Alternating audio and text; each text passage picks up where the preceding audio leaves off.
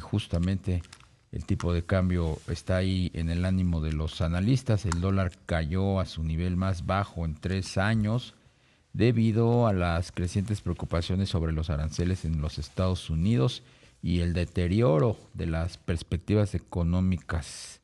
Vamos a platicar con el subdirector de análisis económico y sectorial de Cibanco, James Salazar. ¿Cómo estás, James?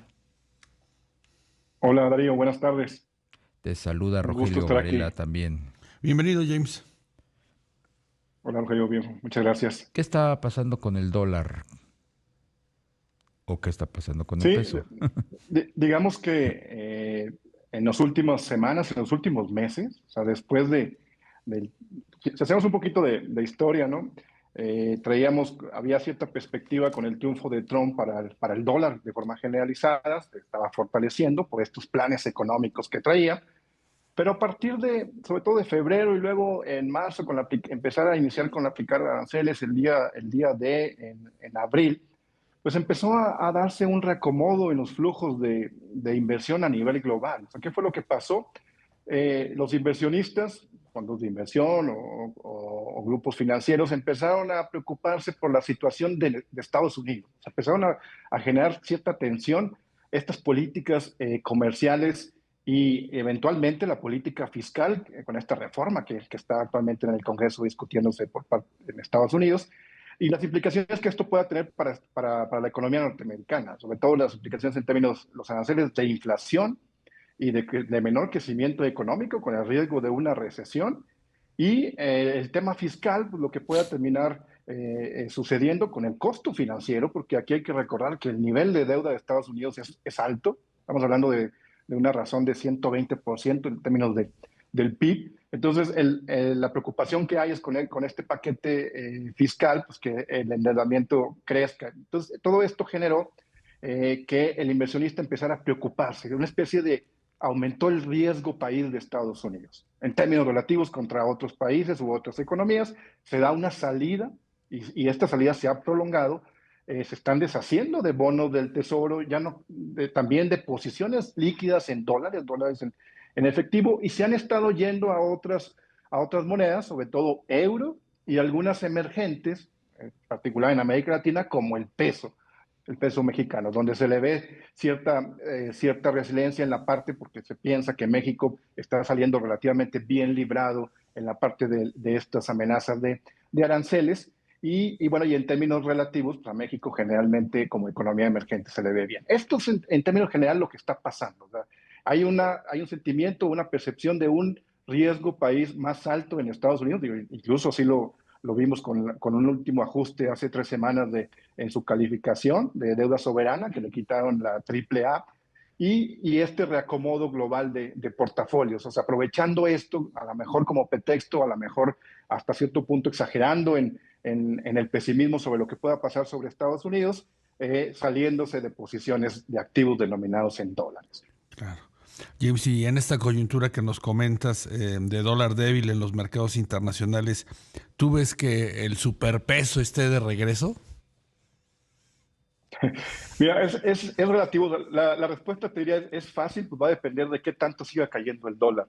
El problema es que no se sabe pues, cuánto tiempo pueda seguir cayendo. Yo he escuchado a algunos analistas decir, bueno, todavía puede retroceder de forma generalizada otro 5%. Hay unos en gurús en Estados Unidos que dicen hasta 10%. La verdad es que no se sabe. O sea, nosotros pensamos aquí en Cibanco que a lo mejor quizá una vez que pasen estas treguas, o sea, que pase julio, que pase agosto, con estas nuevas amenazas que todavía están latentes de aranceles unilaterales por parte de Donald Trump, quizá el mercado ya se termine acostumbrando por completo a Trump, así como sucedió en el primer mandato, que se terminaron acostumbrando, ya no le creyeron, o se pensaba que, bueno, es una estrategia de negociación y que al final de cuentas se iba a terminar echando para atrás. Pensamos que esto puede durar algunos meses, a lo mejor todo el verano, pero a partir de agosto, septiembre puede cambiar un poquito la perspectiva, ¿no? Entonces, aquí, eso por un lado. Ahora, también conviene recordar de dónde venimos. O sea, hace un año, bueno, un año, un mes, o sea, en mayo del 2024, estábamos en 16.50 el tipo de cambio.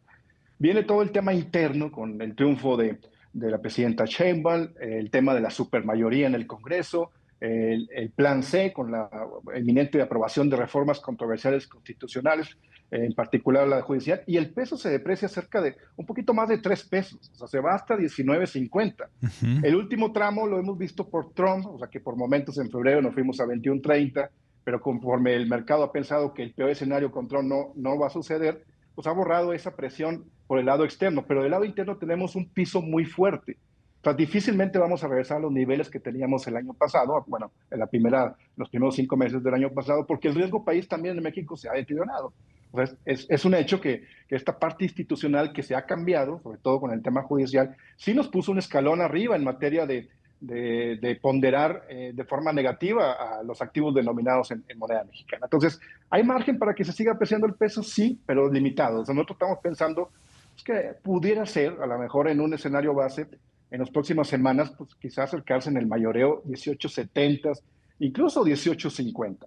O sea, sí, ahí sí le vemos un piso muy fuerte por el tema interno. O sea, no pensamos que se vaya a deteriorar todavía más la situación local. Específicamente, James, específicamente, ¿qué factores internos son los que impulsarían al peso?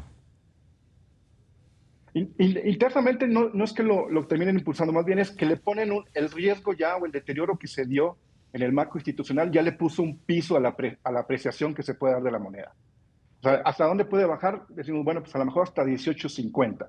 Entonces, en ese sentido, el tema del superpeso se limita. O sea, ya a lo mejor la apreciación que falta o que resta por darse, pues ya es poca, por decirlo de una forma, en términos relativos, aunque ya ha bajado de forma significativa, pues más de un peso en los últimos días, ¿no? Entonces, en ese sentido es que no es que veamos un superpeso, porque venimos, hay que recordar lo que les decía, de 16.50 y estamos ahora más pegados a los 18.90. Hay la posibilidad de bajarnos a 18.50, pero creemos que hasta ahí, por el tema interno. ¿Por qué? Porque el tema interno, porque sí hay un deterioro que se dio en la parte del riesgo país. Y adicionalmente, pues está, y sigue latente, porque no sabemos qué va a pasar en septiembre, una vez que tome posesión los nuevos funcionarios del Poder Judicial, conforme atraigan casos representativos y cómo vayan a ser estos laudos y las implicaciones que eso pueda tener para decisiones futuras de inversión, ¿no? Claro. ¿Y esta fortaleza del peso, James, tendrá algún impacto en la balanza de pagos? Pensamos que pues con aranceles más un peso fuerte, quizás las exportaciones pues no estén tan dinámicas como en otros años. Sí, seguramente vamos a ver un freno. El problema de aquí, bueno, no problema, pero la comparación va a seguir siendo favorable todavía para las exportaciones en términos de valor, porque el año pasado, si lo comparamos en la moneda, pues sí estamos depreciados. O sea, en términos relativos todavía tenemos una depreciación. Esta cada vez es menor. Pero por el lado de los aranceles, seguramente. O sea, y aquí quiero aclarar un punto. El mercado está muy optimista. O sea, está muy optimista con respecto a la cotización cambiaria. Porque la realidad es que el escenario sí se ha deteriorado. O sea, sí estamos pagando aranceles. O sea, a lo mejor no el peor escenario que se podía pensar, pero cerca de la mitad de las exportaciones mexicanas están siendo sujetas a un arancel. Y en términos generales, el arancel promedio ponderado que estamos pagando es mucho más alto que lo que se tenía antes de la llegada de Trump. Entonces sí, y si eso le agregamos que hay cierta debilidad en la industria en Estados Unidos, pues es muy probable que los flujos comerciales, ya lo hemos visto en algunas señales no muy claras o muy contundentes en los últimos reportes, pero muy probablemente se vayan a profundizar esta desaceleración de las ventas mexicanas al exterior, sobre todo al mercado estadounidense. Pues el panorama ciertamente luce muy nebuloso, ¿no? Porque pues cada día parecería que se deteriora más la relación comercial y México se empieza a quedar sin los márgenes de maniobra necesarios pues para contener los ataques, la retórica de Trump.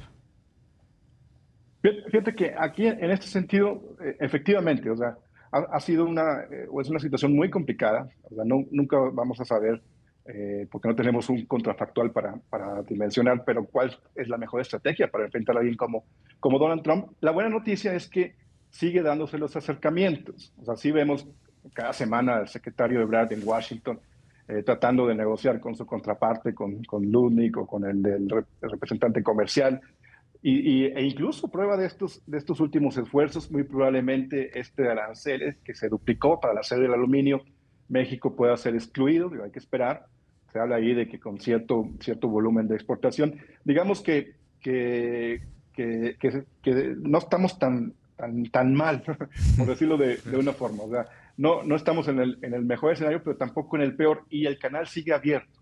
Aunque bueno, luego vemos las protestas en algunos puntos de California y esta serie de dimes y diretes que, pues, bueno, no abonan en esta parte de los flujos o de la relación que debería haber entre dos socios tan importantes como México y Estados Unidos, ¿no? Sí, y además, James, se fortalece pues esta narrativa de la 4T de que si el dólar está bajando es porque la economía mexicana va muy bien, ¿no? Y pues quizá el análisis es muy simplista, ¿no? Concentrarse solamente en esa variable, ¿no? Sí, digamos que les gusta a los políticos este tema del tipo de cambio, ¿no? Lo utilizan mucho o tratan de utilizarlo mucho a su favor. La realidad es que, y aquí ya lo había comentado en alguna ocasión con ustedes, pero les voy a dar un dato, lo voy a recordar. Sí. Diariamente se hacen cerca de 110,000 millones de dólares operaciones en pesos en el mundo. Bien. 110,000 millones de dólares. Pues Es un dineral. El 80% se hace fuera de México. James Salazar, O sea, tenemos que irnos a no una tenemos. pausa. Te agradecemos mucho que nos hayas tomado la llamada, subdirector de análisis económico y sectorial de Cibanco. Al contrario, hasta luego, Darío. Nos Un fuerte vemos. abrazo. Hasta pronto. Rogelio.